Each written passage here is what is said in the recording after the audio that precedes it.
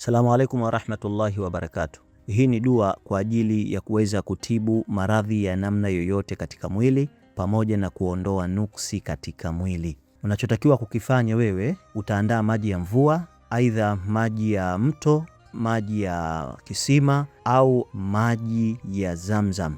Baada ya kuandaa haya maji, utaweka katika chombo kilichokuwa kisafi. Baada ya hapo, utahakikisha kwamba upo tohara, bimaana upo safi, na utaandaa mazingira yako ya utulivu kwa ajili ya ufanyaji wa hii dua katika hayo maji.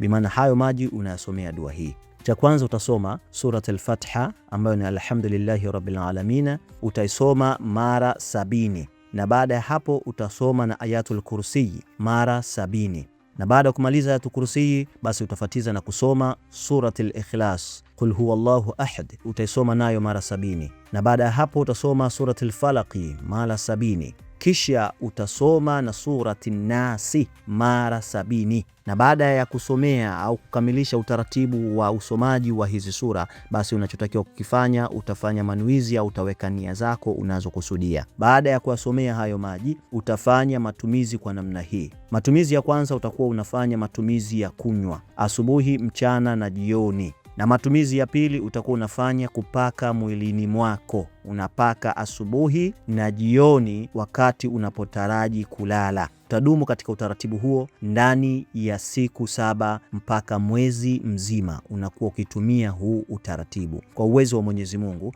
basi huondoa maradhi yote yaliyopita ndani ya nyama, yaliyopita ndani ya mifupa au mishipa, na kiwiliwili chako chote kitakuwa safi kuondokana na matatizo ya nuksi au mikosi katika mwili.